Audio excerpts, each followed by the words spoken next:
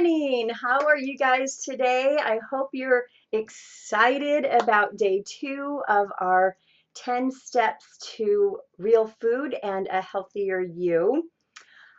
First, I really want to apologize about the mix-up with yesterday's video. I went on in the group to start the live video, and Facebook announced that they have this new live video not really program, but platform. And did I want to use it, or did I want to just continue using the old one? And I was like, yeah, we'll use the new one because usually the new ones have, new bells and whistles. And so I clicked it for the new one, and I looked, and there was nothing that said go live. So I refreshed a couple of times to see if I was missing something. And finally, hi, Melanie. Oh, so good to see you. And finally, I just said, no, I'll use the old one. So I converted to the old platform, and then it wants to know, why don't you want to use the new one? So I had to click something, and then I still couldn't go live. I had to give a reason why I didn't want to use the new one. And so finally, it let me switch over to the old one, and I went ahead and did the whole class yesterday, only to find out that it posted on my personal page and not in the group. So I apologize. Today we're in the group. We're still using the old platform. We're going to continue using that until I can figure out how to do the new one. But I want to know, how are you doing with yesterday's challenge? Have you thrown out your refined white flour salt? Are you using the unrefined all natural sea salt? I want to know if you can tell a difference, because I can taste a difference. Whenever I've have to use that refined salt, it tastes bitter. It tastes really bitter. So when I use the Redmond salt, it almost tastes sweet salty. So I really want to know, how are you doing with the challenge? If you're loving it so far, give me some love. Let me know that you're on. Let me know that you're excited about these 10 steps to real food and 10 steps to a healthier you. So, as I mentioned yesterday, we can have the best digestion in the world, but if we're not eating nutrient-dense food, our body's going to be malnourished, okay? So I mentioned yesterday that the purpose of digestion is to take the food that we eat, break it down into molecules that are so small that they can be absorbed by the body, that they can be absorbed by the cells of the body, okay? That's the function of digestion, is to take the food that we eat, break it down into molecules so small that the body can use them, okay? But again, if the food that we're eating is not nutrient dense, we can have the best digestion in the world, and we probably don't. And we'll talk about that later. But we can have the best digestion in the world, and unless we're eating nutrient-dense food, our body is going to be malnourished. And nowhere is that really as true as in today's topic. Today's topic, I'm going to be talking to you about healthy fats. Now you might think, oh, I've heard about healthy fats my whole life. Since the 1970s, they've been talking about, don't eat saturated fats and da-da-da-da-da-da. Well, you might not know what you think you know. So today we're going to talk about, why do you need healthy fats? What's the role? What role does fat play in the body? Why do we even need to have fats? Can't we just have like this low fat, no fat diet that's been the craze for many years?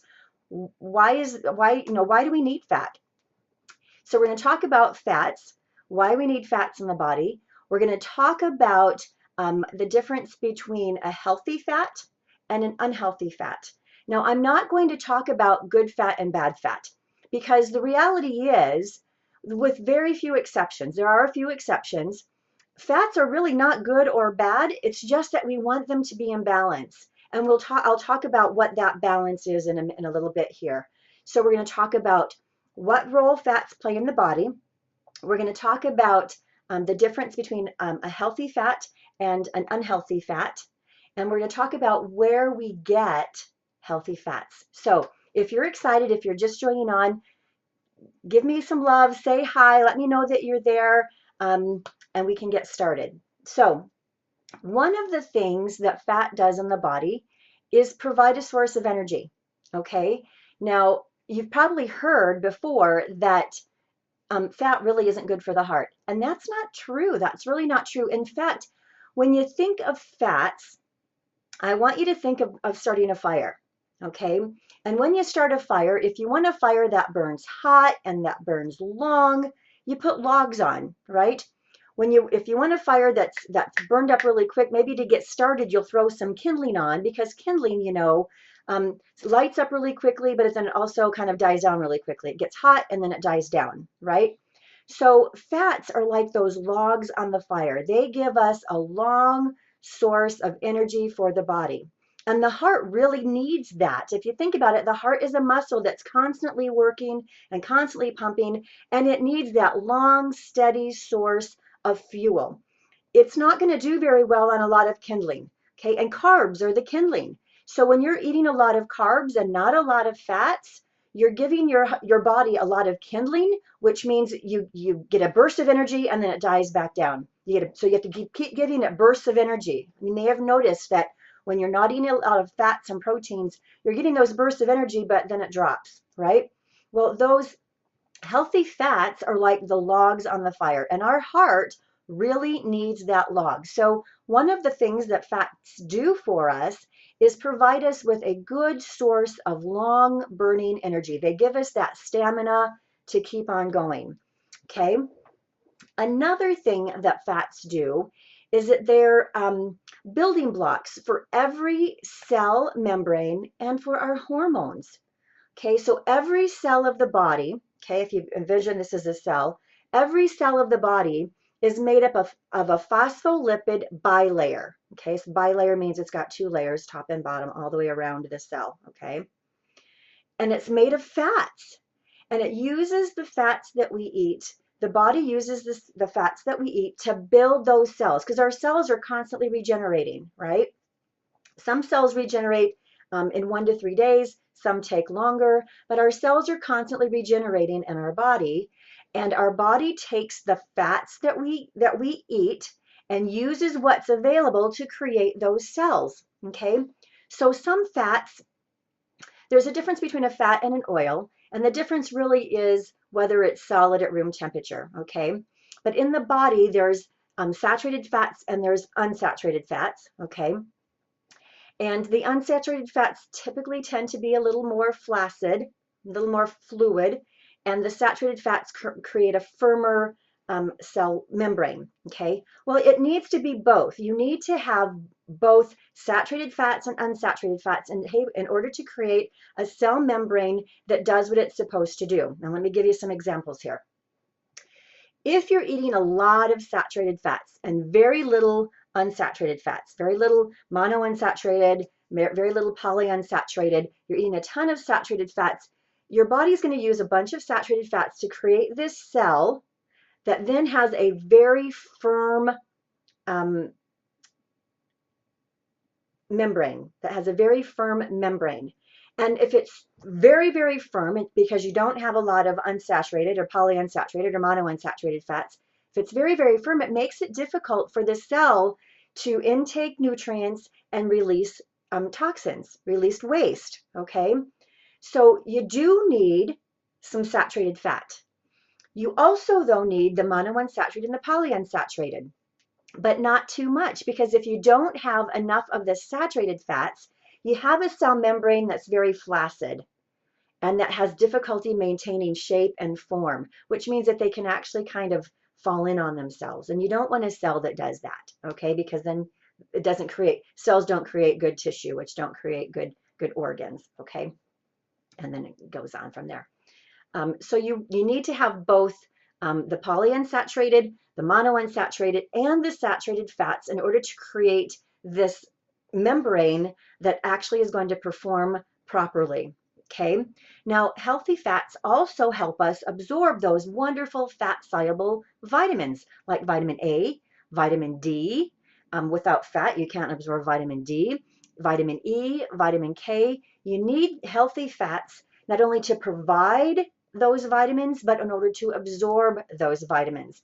Now, I kind of get a chuckle out of the fact the other day I went to the grocery store and I just out of curiosity, we were walking by the refrigerated aisle for whatever, and I noticed orange juice fortified with vitamin D. And I had to kind of chuckle because orange juice doesn't have any fat. So why are they throwing vitamin D in there, a fat soluble vitamin, when your body can't even use it? So it's kind of fun. It's a marketing ploy, obviously. And they say, oh, the vitamin D helps absorb the calcium, but not if your body can't use it. Okay. So we need fats. We need fats to provide us with fat soluble vitamins, but then also so that our body can use the fat soluble vitamins. Does that make sense? Are you guys with me so far? If you are, give me a little love. Let me know that you're understanding, that you're getting what I'm saying. So we need fats so far. I've talked about the fats, that we need fats to provide a source of energy. We need fats to provide the building blocks for those cell membranes for every cell of our body, every cell of our body. And energy specifically for the heart. In fact, fats are the preferred source of fuel for our hearts, okay? And then we need fats to provide us with those wonderful fat soluble vitamins and allow us to actually use those fat soluble vitamins. Hi, Mom. Thanks for joining again today. My mom's here from Michigan. That's wonderful. Thanks, Mom. Now, we also need fats to serve as a protective lining for the organs of our body, okay? So fats aren't just in there floating around in water. When we get jolted or we get moved, the fats or the organs actually need to have a protective layer of fat. Okay, so that's another reason why we need to have healthy fats in the body. Now, fats also help regulate the absorption of other foods. So if we're eating a lot of carbs, right? Carbs come and starches. So if we get carbs from our fruits and vegetables and starches from our grains, fats help slow down the absorption of those nutrients. And that's important because carbs and starches convert quickly into glucose. Okay, glucose is blood sugar, right? And so without fats, then we get a surge of that glucose and then it drops.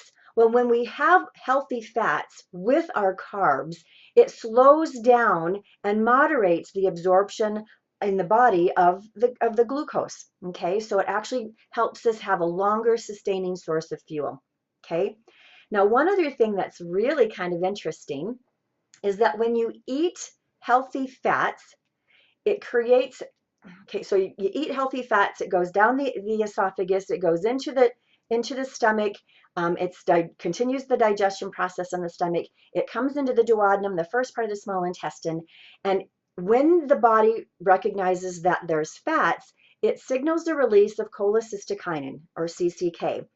CCK tells the gallbladder to begin this peristaltic action and push out bile, which emulsifies the fats.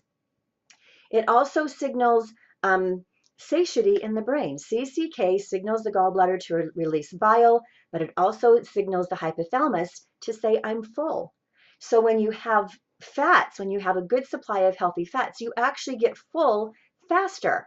So you don't eat as much. Okay, so it initiates satiety. And, finally, let's just be realistic. Fats make food taste good. Back in the 70s, when we were told to take fats out of our diet, processed food manufacturers had to start adding more sugar to the processed food because it just didn't taste as good. Okay, so fat plays a lot of important roles in our body. So I'm going to just recap here. So fat provides a source of fuel, especially for the heart, and it's one of those low burning sources of fuel. So you don't get a bunch of energy and then drop. You don't get those crashes, right? So it gives you that long burning source of fuel. Fat acts as building blocks for every cell membrane, and you need to have both saturated fats and unsaturated fats. You don't want cell membranes that are too firm. You don't want cell membranes that are too flaccid. And the body is going to use the fats that are available to create those cells. And remember, our body is always recreating cells. We're always rebuilding cells. Fats provide us with a source of vitamins A, D, E, and K, but they also allow us to absorb them. So if you're taking those fat soluble vitamins, if you're taking artificially those vitamins A, D, E, and K, if you don't have fat, your body's not going to be able to utilize it. Your body's not going to be able to use those vitamins to make the body healthy. Fat serves as a protective lining for our organs, okay? Helps us regulate the absorption of other foods, especially glucose, okay? Helps create a feeling of being full, helps us feel full. And fats taste good. So now let's talk about the difference between a healthy fat and an unhealthy fat. So let me know, are you with me so far? Do you understand so far why we need healthy fats in the body? If you do, give me a little smiley face emoji, give me a heart emoji, something in the comments. Let me know, yep, I get you, Kathy, I understand. So now we're going to talk about what are healthy fats and what are unhealthy fats. And healthy fats really are those fats that have been around for a very long time. They're the fats of our ancestors. Now, it used to be, there was this mantra in the real foods world that you want to eat what your grandma ate. Okay, well, unfortunately, we've had unhealthy, processed, denatured, artificial foods around so long. I'm a grandma, and it's been around since me. And so now the mantra is becoming eat what your grandma's grandma ate, okay? Because really healthy fats are those traditional foods that our ancestors ate. Healthy fats are things like butter. Butter is really, really good for you. Healthy fats are things like lard and tallow and bacon grease from properly sourced ham or pigs. Healthy fats are things like coconut oil and fish oils and avocado, and we get healthy fats from nuts, and we get healthy fats from, did I mention olive oil? Things that are cold pressed, things that don't have to go through a lot of refining, the refining process. Those are the healthy fats. We get them from nuts, we get them from seeds, we get them, I've mentioned fish and flax. That's where we get our healthy oils, okay? And they're the traditional foods. Not many traditional foods or traditional peoples ate soybean oil. They didn't eat cottonseed oil. They didn't eat canola oil. They didn't eat generic vegetable oil, okay? So what makes those types of oils unhealthy? What makes cottonseed and canola and vegetable oil or hydrogenated fats like Crisco, what makes them so unhealthy? Well, let's talk first about the hydrogenated fats. When they hydrogenate or partially hydrogenate a fat, they take a liquid fat, typically one that's not good, although I have seen hydrogenated lard, which didn't make sense to me. I mean, that kind of made me angry, to be honest. But they take this typically a liquid oil, and under high heat, high pressure, and with a catalyst of nickel, they forcibly high pressure inject hydrogen in there in order to make it solid. And they want to make it solid so that it has a long shelf life. Okay, so you've got this denatured oil because the high heat and the high pressure denatures the oil. They've got this denatured oil that now has a super long shelf life because they've pumped it full in the presence of nickel, which is a heavy metal, pumped it full of this hydrogen, and now it sits on a shelf for as long as you want it to. Well, here's the thing. Oils are very fragile, and they get denatured under heat and under light, and of course under pressure. So when you set them in the grocery store under all those lights, right, it's denaturing them more, but they also deodorize them so that you can't tell it, and they will bleach them so that they're not gray, okay? And they do the same thing with the oils, like the vegetable oil. But to process, here's this thing that's really interesting.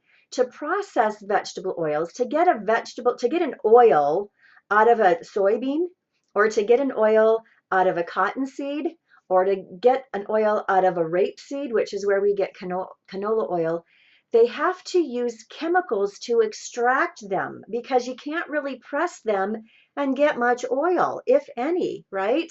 So they're trying to press, but they're using chemical to extract them. Okay, so now you've got the chemicals along with the high pressure, the high heat, which, as I mentioned, denatures the oils, makes them go rancid. Then they put them in these clear bottles and they put them on the shelf in the grocery store where they're not refrigerated. They're exposed to light, they're exposed to heat even more. But again, because they've deodorized them so they don't smell rancid, and because they've done things so that they don't taste rancid, you can't really tell. But your body can tell. Your body can tell that this is a rancid oil, it's a denatured oil, and it does the best it can, but you end up with cells that are not functioning properly. Okay? So, the oils that you want to consume are those oils that your body recognizes as a whole food. You want to consume butter. You don't want to consume margarine, okay? Margarine's not going to give your body the nutrients that it needs, even if they add it in there, with artificial supplements. You want to consume things like lard and tallow. You want to consume things like fish, where you get that natural fish oil, or even supplement with some cold pressed cod liver oil to get those healthy fats in the body. Some black currant oil or some evening primrose. One of the things that's really fun for me that I enjoy doing, we've got some different stores here in the Salt Lake area and in Farmington Station, and there are these oil and vinegar stores. And I like to go in there and just taste the different oils, and because each oil, of course, has its own taste. One of my favorites really is this pumpkin seed oil that you can get seasonally because, they come from pumpkin seeds, and it's a cold pressed pumpkin seed oil, and it's just so tasty. Now, you want to be careful. I want to give you a word of warning. When you start learning about oils, one of the things you want to avoid is salad dressings, prepackaged salad dressings, because typically they're made with soybean oil. And again, soybean oil is one of those oils that you want to avoid. Most salad dressings will be made with it. Even if it's an organic salad dressing, an organic soybean oil, I just try to avoid that. So a couple of years back, my nephew graduated, and so we went to the graduation, and afterwards all of us went to a restaurant. What was the restaurant? I don't remember the name now. I'll think of it maybe in a minute. So we went to a restaurant, and when I go out to a restaurant, I try to be very careful about what I eat because I know restaurants use as much processed stuff as they can. So I usually will order like meat and vegetables and a salad, and then I'll ask for oil and vinegar for my salad rather than a salad dressing, because I know the salad dressing is not going to be, it's going to be filled with artificial flavors and artificial ingredients and chemicals and soybean oil more than likely. So I asked for butter for my vegetables, and I asked for oil and vinegar for my salad. And when she brought the oil and vinegar out, I could tell right away there was something wrong because the oil didn't look like natural olive oil. It was like yellow golden, which olive oil is not, and it was a weird color. So I asked her, now, is that olive oil? She said, oh, I'm not sure. Let me go and check. So she went to check, came back, and they'd given me soybean oil to put on my salad, which I think is ridiculous because people who order oil and vinegar obviously are health conscious, and if you're health conscious, you're not eating soybean oil. But it gets worse. I asked for butter for my vegetables, and she brought me out something, and she said, oh, it's whipped butter that they use with cooking. I put it on my hot vegetables, and it didn't melt. There is no way that was butter. It didn't melt. So you have to be really careful if you're wanting to eat real food that will nourish your body. You have to be careful, especially when you go out. So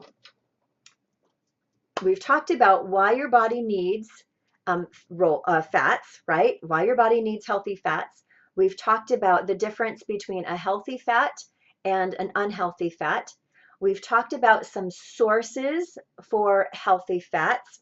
Now, lard and tallow. I mentioned lard and tallow is good. Lard is fats from a pig, right? Tallow is fat from a cow. It's not always easy to find lard and tallow. I usually will make my own with the cow or the pig that we get from the farmer. So I'll usually make my own. I have seen it at the grocery store, but you could also buy it at like Real Foods Grocers. I would check there. Real Foods Grocers, Natural Grocers would be two places that I would look for that. When you're getting butter, get organic butter. You don't want to get non-organic butter because of the things, and we'll talk about milk later, but because of the things that's going on with the cow to create the milk to make the butter, you want to use organic butter. Olive oil is a good source of healthy fats. Avocado or avocado oil, nut oils, as long as they're cold pressed. And with olive oil, you want to get the extra virgin cold pressed olive oil. If you can go out and get some of those fun oils like the black currant seed or the pumpkin seed, that's always a fun thing to do to put on. I like to do that on my salad, but I also like to get some good organic whole wheat sourdough bread and just dip that in the pumpkin oil, pumpkin seed oil, or in some of the other fun oils. I like to do that too.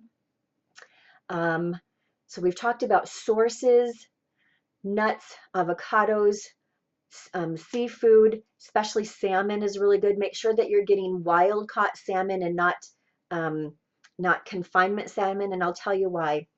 With salmon, salmon has a lot of really good omega-3 oils, okay? And people became aware of that, and once people became aware of that, they began wanting more salmon, and so they began farming salmon and feeding salmon things that they wouldn't typically eat, and so the levels of omega-3s dropped and the level of omega-6s raised. Now that's not necessarily bad, but you do want to balance. Your balance of omega-3s and omega-6s should be 1 to 1, okay? And then of course you want to have some good saturated fats in there too. But when they began feeding the farmed fish unnatural things, their omega-3s, which is why you want fish oil and healthy salmon, the omega-3s drop, the omega-6s raise. So you want to make sure you're getting wild caught fish, especially wild caught salmon, maybe even get some cod liver oil that's been, naturally collected, and shellfish, coconut oil. Coconut oil is also a really good source of healthy saturated fats. So butter, coconut oil, olive oil, salmon, nuts. And I tell my clients, you want to try and get at least 1/4 of a cup of healthy fats every day. So 4 tablespoons. You want to try and get 4 tablespoons of healthy fats every day. So for me, that looks like a tablespoon with each meal, and then maybe half an avocado in the evening while we're watching television while I'm watching television with my husband or something like that, or maybe some healthy nuts in the evening as a snack or sometime during the day. But I like to tell my clients, try and get at least 1/4 of a cup of healthy fats every single day. And those healthy fats, as I mentioned, butter, coconut oil, olive oil. So how do I do that? Well, for breakfast, I'm putting butter on my oatmeal. I'm putting butter on if I'm having toast, I might be getting some healthy fats from my whole milk. Okay, that's whole milk. We'll talk about dairy later, but whole milk can be a really good source of some healthy fats. On my vegetables at lunch and dinner, I'm putting butter on those. On my salads, I'm using olive oil. With my breads, I might be dipping it in a good healthy fat. I might be having avocados. I might be having some nuts. All easy sources to get healthy fats. So your challenge for today, this is your challenge. Yesterday's challenge was we're going to switch out our salt. Today's challenge, we're going to switch out our fats. So if you've got margarine in your refrigerator, I'm going to ask you to throw it away. Now, there are some of these challenges where I'm going to say, go ahead and use it up and then just switch over. Fats are so important for every cell of our body, to every cell that makes up our body and our brain. Fats are so important for the health of our heart that if you've got fake fats, and margarine is a fake fat, I'm going to ask you to throw it away. I remember when I was 18 years old and I got my first apartment, and I was going to the grocery store for the first time by myself to buy some groceries. And I remember standing there in front of the butter display and looking at margarine, at butter, and asking myself, okay, well, what do I buy? There, the margine's a little bit cheaper. What do I buy? Do I want to buy the margarine or do I want to buy the butter? And I remember thinking to myself, well, I trust food that nature made more than I trust food that a factory made. So even at 18, and I didn't have any of the science backing me, it just made sense to me to use real food, use real butter. So your challenge today, if you have margarine in your refrigerator, I'm going to ask you to throw it out, and I'm going to ask you to get some good butter, the best butter that you can afford, okay? And try and make it organic, but get good full fat, good butter, and throw out the margarine. If you have Crisco, or if you have that vegetable oil or canola oil, that bottle of clear plastic vegetable oil, canola oil, soybean oil in your cupboard, I'm going to ask you to throw that out, and I'm going to ask you to replace it with olive oil and with coconut oil to start with. That's what we'll start with. And super simple to find them. I'm going to put some more resources in the comments for you.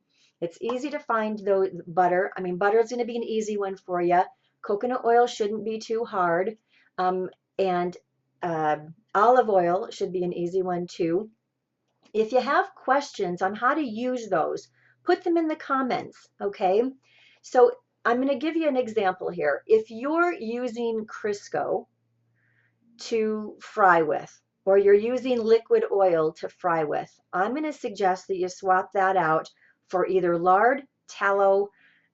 You could use coconut oil if you don't mind that flavor, something else, or bacon grease. Bacon grease from a properly raised pig, and the bacon has been naturally cured, not cured with chemicals. Okay, so what that looks like now, the government's kind of gotten a little bit sneaky. Okay, for traditionally, bacon was cured naturally with some celery salt or juice or something, but it was cured naturally. Okay, and then they discovered that you can cure bacon chemically with chemicals and it cures faster or something. And so the government has recently come out and said, well, if it's cured naturally, it's not really cured. So we're going to make you label it uncured bacon, but it's actually traditionally cured. Okay, so find some bacon that says uncured, that's traditionally cured, and you'll notice because it'll say it'll have celery something in there in the ingredients, usually, typically.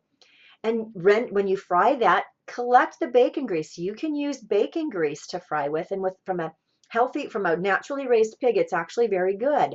So if you're using your Crisco or your vegetable oil to fry with, I don't fry a lot of things, but I don't really deep fry a lot of things, but if you're going to use lard, use tallow, use bacon grease, use coconut oil, use butter to when you cook up when you saute vegetables, use butter when you fry eggs. You can use bacon grease for eggs too. That's really good. So if that's what you're using it for, swap it out. If you're using Crisco for baking, if you're baking bread, I use my olive oil when I make bread. If you're baking cookies or something like that, if you're using a mix, we'll talk about mixes later, but if you're using a mix and it calls for vegetable oil, the liquid that you pour in, you can melt butter and put that in there. You can use olive oil and put that in there. If you're using it for cookies, I would just use butter. Okay, I would swap it out. But start thinking about using real foods rather than the hydrogenated or the partially hydrogenated, which is where they've exposed the liquid oil to high pressure, high heat, and then using nickel as a catalyst, they're going to inject it with a bunch of hydrogen, which really just denatures the fats, and it's just not good for you. Your body doesn't really even know what to do with it. So that's your challenge for today. We're going to take those unhealthy fats. We're going to get rid of the margarine. We're going to swap it out with butter.